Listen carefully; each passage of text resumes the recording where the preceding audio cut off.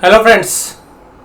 हरा नहीं देखोगे तो लाल कहाँ से लाओगे, लाल नहीं देखोगे तो हरा कहाँ से लाओगे। देखिएगा बाजार के अंदर है, जिन लोगों ने लाल रंग नहीं देखा अब वो हरियाली कहाँ से देखेंगे, और जिन्होंने हरियाली देखी है वो उनको लाल रंग देखना भी निश्चित है।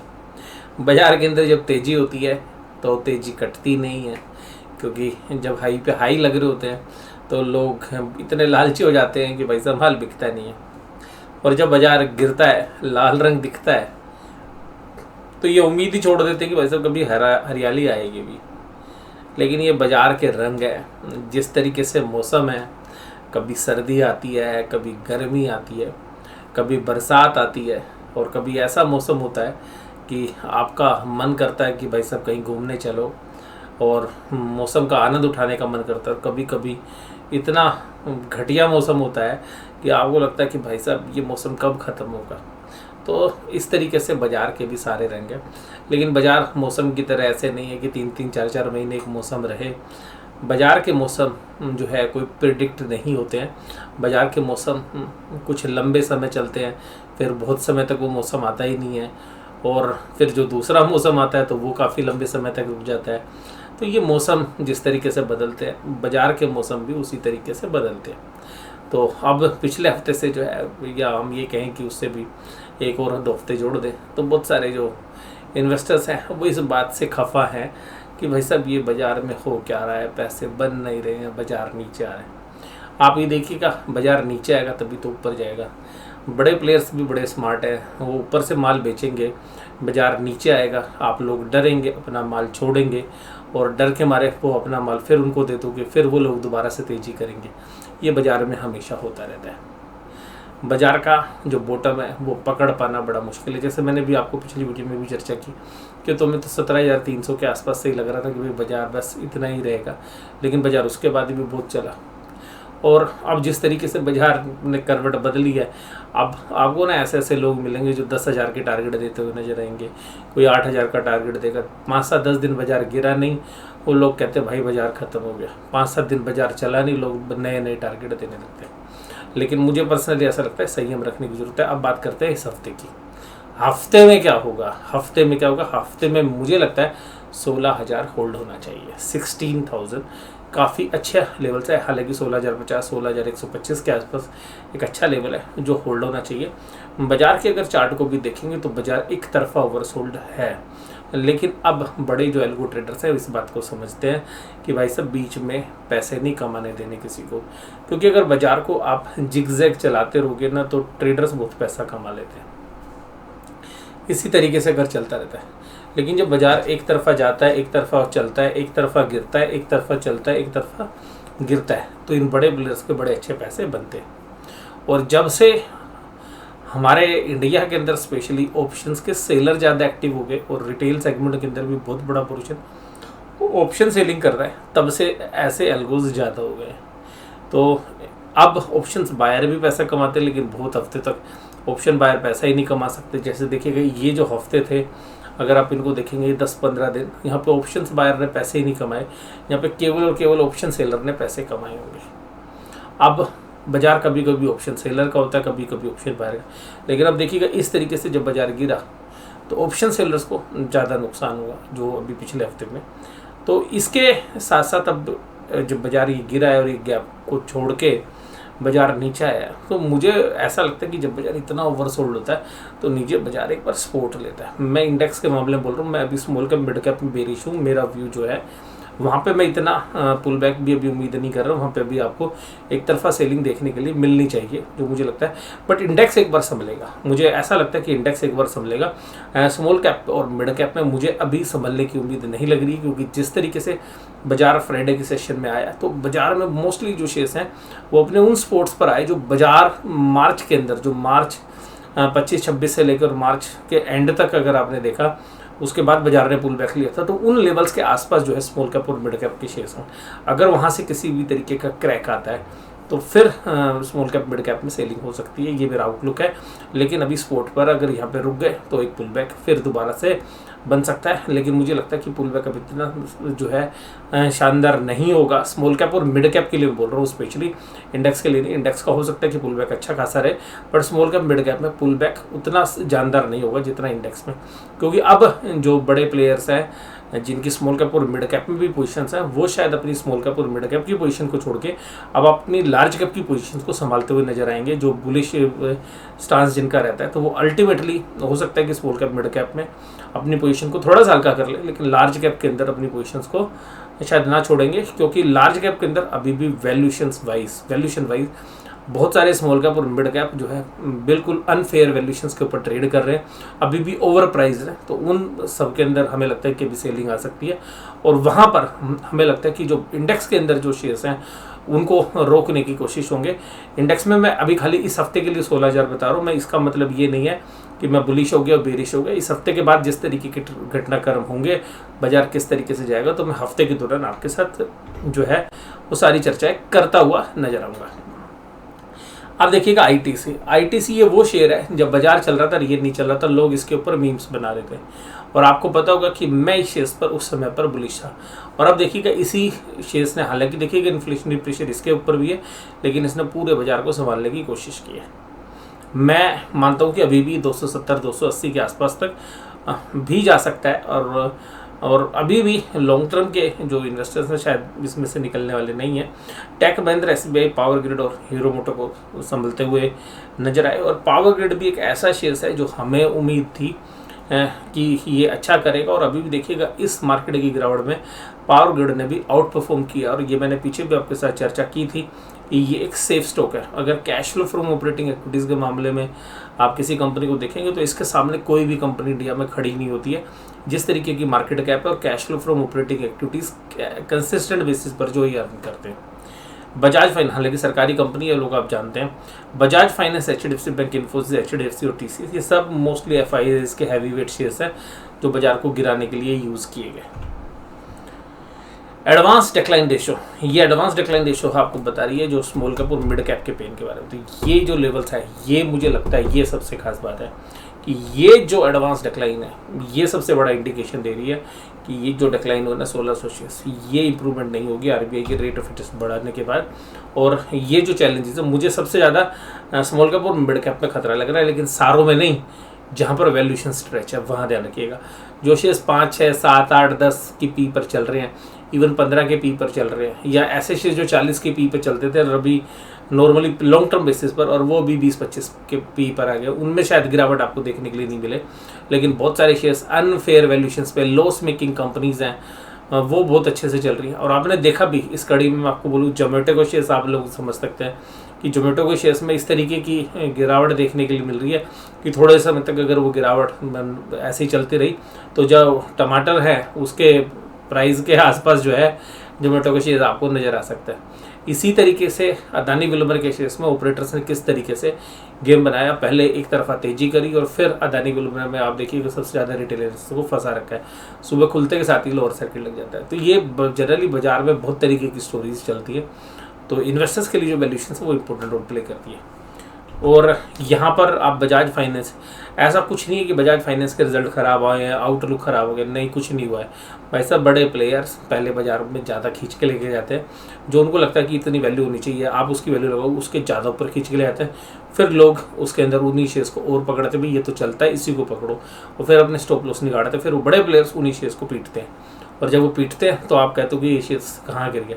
अभी भी मैं ये नहीं कह रहा कि बहुत रीजनेबल वैल्यूएशंस पर है, हो सकता है कि बजाज फाइनेंस आपको 5500, 5400 और इवन 5000 तक के भी लेवल पर आपको मिले, 5200, 5300 तक भी, लेकिन इसका ये कोई मतलब नहीं है। ये जनरली ये ऑपरेटर्स के या जो एल्गो ट्रेडर्स हैं वो बाजार के अंदर इस तरीके की ट्रेड्स करते हैं। और ये हमने पीछे भी देखा, तो कोविड के सिचुएशन में देखा 2000 के भी नीचे बजाज फाइनेंस हो गया था, फिर भी कोई हालत नहीं सुधरी थी, और फिर ये शेयर 60,000 के हाई लगा के आता है। तब तो कोई ऐसी इंप्रूवमेंट नहीं थी, उनके मुकाबले में तो रिजल्ट बहुत अच्छे हैं इस बार। बट ये सब बाजार के अंदर बड़े प्लेयर्स के जो सौदे कहाँ बने हुए हैं, उनकी जो स्ट्रेटेजीज है, उनके एल्गोरिथम्स कहाँ हैं, वो काम कर रहे हैं, उनके ऊपर डिपेंड करता है। क्योंकि ये शेयर 70-80 के पी पर जो है ट्रेड कर रहा था उस समय पर, जब ये अपने हाई पे था। तो Shri cement, UPL, Tata Motors, axis bank अब एक्सिस बैंक में क्यों गिरावट हुई, आप लोग जानते हैं कि एक्सिस म्यूचुअल फंड्स के ऊपर जो फंड मैनेजर की जो इरेगुलरिटीज़ हैं या उन्होंने अपने पर्सनल बेनिफिट में पैसे बनाए हैं, स्पोर्ट्स कार में घूम रहे हैं। भाई साहब, मैं ये तो नहीं कह रहा कि नहीं घूमना चाहिए या उनके अपने पर्सनल पैसे नहीं है, बट बाज़ार को ऐसा लग रहा है कि उन्होंने दब के पैसे काटे और इन्वेस्टर्स के पैसे पे जो है अपने मज़े लिए और अपनी वेल्थ क्रिएट किया उन्होंने। यानी कि म्यूचुअल फंड्स में आप तो लगाइए सिप और आपकी सिप से प्रॉफिट कमाए म्यूचुअल फंड्स के फंड्स मैनेजर। ऐसी बाज़ार के अंदर या जो मीडिया रिपोर्ट्स हैं वो इस तरीके की जो है तकदीक जो है करती हैं, तो उन चीज़ों को आप ध्यान रखिएगा। तो उसी वजह से मुझे लगता है कि एक्सिस बैंक में ज़्यादा प्रेशर था और ये शायद प्रेशर अभी और भी बढ़ सकता है। और मेरी जो सपोर्ट थी, मैंने तो अभी आपको जब ये 800 से ऊपर चल रहा था तो मैं तो कह रहा था भाई 700 700 800 के भाव आएंगे, तब शायद बहुत सारे व्यूअर्स कह रहे थे कि सर अभी 800 रुपये से ऊपर शेयर चल रहा है, आप 700 रुपये 720 रुपये की बात कर रहे हैं। और मुझे तो नहीं पता था, मैं तो आपको अपने जो डेटाज हैं उनको देख रहा था और एक 680 की भी अच्छी सपोर्ट थी, उसके नीचे भी बंद हो गया है और अभी देखिएगा अभी 680 के नीचे बंद हुआ है। और अगर ये न्यूज़ अभी कल भी रिएक्ट करती हुई नज़र आएगी तो अब 650 के भाव भी देखेंगे। लेकिन अगर आपका लॉन्ग टर्म का व्यू है, आपके फाइनेंशियल एडवाइजर से सलाह लेने के बाद हो सकता है कि एक्सिस बैंक अगर और थोड़ी सी करेक्शन होती है तो ये शायद न्यूज़ थोड़े दिन में लोग भूल जाते हैं यार, लोगों की शॉर्ट मेमोरी होती है। तो शायद एक अच्छे लॉन्ग टर्म के जो निवेशक है उनके लिए शायद एक्सिस बैंक में एक सही समय पर एक अच्छा भाव जो है इन्वेस्टर्स के लिए मिलेगा। बट शॉर्ट टर्म के अंदर पेन अभी भी बाकी है। शॉर्ट टर्म्स में मैं नहीं बात करूँगा, बट जो लोग FNO पोजीशन ले मैं उनके लिए बात भी नहीं कर रहा। जो स्टैगर्ड मैन बाय करते हैं, हो सकता है कि एक्सिस बैंक के अच्छे भाव दिखा दे इस न्यूज़ की वजह से, और जहाँ पर शायद एक लॉन्ग टर्म के इन्वेस्टर्स जो है वैल्यू पिकिंग करते हुए नजर आए। Hindalco, Bajaj Finserv, Nestle, Wipro, Apollo hospitals, इन सब में जो है थोड़ी सी कमजोरी थी। देखिएगा अपोलो हॉस्पिटल का शेयर बहुत अच्छा है, सब चीज़ें बिजनेस अच्छे हैं, लेकिन कोविड के चक्कर में देखिए हॉस्पिटल वाले सारे शेयर्स काफ़ी अच्छे चले। हमने भी जो है मैक्स हेल्थ केयर के अंदर बैठ की थी और आप लोगों के साथ चर्चा भी की थी, लेकिन अब हमें नहीं लगता कि यार इतने ऊपर चलने के बाद शायद ज़्यादा कंफर्ट है। अपोलो हॉस्पिटल के अंदर एक करेक्शन अभी भी हमें लगता है कि ये शेयर 3400 के आसपास और 3000 के बीच में भी ट्रेड करता हुआ नज़र आ सकता है आने वाले समय के अंदर। वैल्यूएशन अभी भी मुझे स्ट्रेच लगती है। निफ्टी बैंक 34591, देखिएगा हर बार बैंक निफ्टी ने एक चीज़ को बड़ा रिस्पेक्ट किया है, वह 34,000 का लेवल। मैं उम्मीद कर रहा हूँ कि 34,000 अभी भी रिस्पेक्ट करेगा। अगर चला भी गया तो 2-4 दिन में वापस आने का दम रखता है। आप पिछले बहुत समय से सुन रहे हैं मैं 34,000 के बेस को काफ़ी इंपॉर्टेंस देता हूँ। अभी भी मैं 34 के बेस को इंपॉर्टेंस देता हूँ। इसके बाद 34,800 का बेस भी मुझे इंपॉर्टेंट लगता है। हालांकि उसके नीचे बाजार क्लोज हुआ तो 34,800 एक रेजिस्टेंस होगा, लेकिन उसके बाद अगर वो थोड़ी देर में टूट जाता है तो 35,100 35,200 तक बाजार ऊपर की तरफ रुक कर सकता है। 34,000 हमें लगता है कि बाजार के अंदर सपोर्ट मिलेगी इस हफ्ते। मिलेगी नहीं मिलेगी, पर कल हम उम्मीद करते हैं कि सोमवार को जब बाजार खुलेंगे तो एक बार वहाँ से बाउंस आना चाहिए। और अगर 34,000 होल्ड करता है तो बाजार 1 या 2 दिन के अंदर 35,100 तक के भी लेवल दिखा सकता है। और इवन इसी एक्सपायरी के अंदर 35,100 35,200 तक के भाव भी आपको देखने के लिए मिल सकते हैं। केवल 3 कैंडल्स ऐसी हैं यूक्रेन युद्ध के बाद जो 34,000 के नीचे क्लोज दिखा रही हैं। तो आप केवल 34,000 के नीचे 3 दिन को बाजार को रख पाए, ऐसे एडवर्स सिचुएशंस के अंदर भी बाजार अभी भी अपनी सपोर्ट 34,000 को हो सकता है कि कल टेस्ट करे, बट मुझे लगता है कि 34,000 तोड़ पाना इतना आसान नहीं है। और जिस तरीके से फाइनेंशियल्स के रिजल्ट हैं उनके बाद स्पेशली HDFC बैंक के, कोटक के और ICICI bank, even Axis bank, इन सब के रिजल्ट बहुत अच्छे हैं।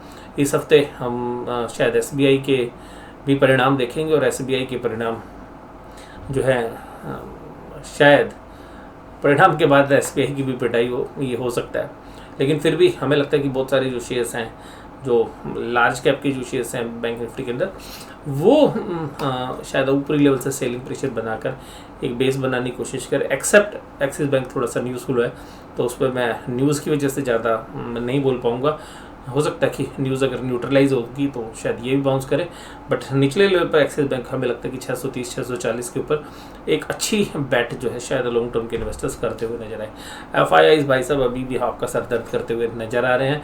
वो कह रहे हैं भाई साहब हमने कसम उठा रखी है, हम आपका सर दर्द करेंगे। FIIs 2019 के बाद इंडिया की कंपनीज के अंदर अपने लोएस्ट लेवल की इन्वेस्टमेंट के ऊपर है 2019 के बाद। तो आप ये समझिएगा तो 2019 के बाद अपने लोअर लेवल पर कोई इन्वेस्टमेंट है उन्होंने की है तो शायद हमारा जो पैसा है, यानी कि जो हमारा डोमेस्टिक पैसा है, उसने बाज़ार को रोकने की कोशिश की। तो हमारा जो डोमेस्टिक पैसा है, मुझे पर्सनली ऐसा लगता है कि बाज़ार को रोक तो सकता है बट चलाने में शायद सक्षम नहीं है, क्योंकि बाज़ार को रोकने की ताकत तो शायद हमारे DIAs में भी, हमारे रिटेल इन्वेस्टर्स में भी है। तो हमारे यहाँ पे जो स्पेकुलेशन एक्टिविटीज़ हैं वो शुरू हो जाती हैं, बट इंडेक्स की जो मूवमेंट्स हैं वो शायद FIIs के पैसे से ही आती है। तो FIIs के पैसा जो है बाज़ार के अंदर जब तक नहीं आएगा तो हमें लगता है कि बाज़ार शायद अब गिरे ना ज़्यादा। गिरने के जो लेवल्स हैं वो मैंने आपको बोले 16,000 इस हफ्ते के लिए निफ्टी के अंदर, और बैंक निफ्टी में 34,000 एक अहम लेवल है जहाँ पे रिस्पेक्ट करनी चाहिए। ओवर एक्साइटमेंट में बहुत ज़्यादा सेलिंग नहीं करनी चाहिए, डर के अंदर भी सेलिंग नहीं करनी चाहिए। अगर पैनिक सेलिंग आती है तो मुझे लगता है कि बाइंग की अपॉर्चुनिटीज़ होगी, ना कि सेल करने की। और जिनका कमज़ोर दिल है भाई साहब वो अभी ना खरीदें, वो बृहस्पतिवार या शुक्रवार तक इंतज़ार कर लें कि भाई बाज़ार में और गिरावट हो रही है तब खरीदें। और जो लोग थोड़ा सा मजबूत दिल के हैं वो छोटी मात्रा के अंदर शायद गिरावट के अंदर सही शेयर्स इकट्ठा करने की कोशिश कर सकते हैं। बट ये ध्यान रखिए कि आपके पास फंड्स कितने और आप अपने फाइनेंशियल एडवाइस सलाह लीजिएगा। DIAs लगातार खरीद रहे हैं। पेन जो है मुझे लगता है खरीदने का समय अब इंडेक्स के शेयर्स में आ रहा है, बजाय कि स्मॉल कैप और मिड कैप के शेयर्स में।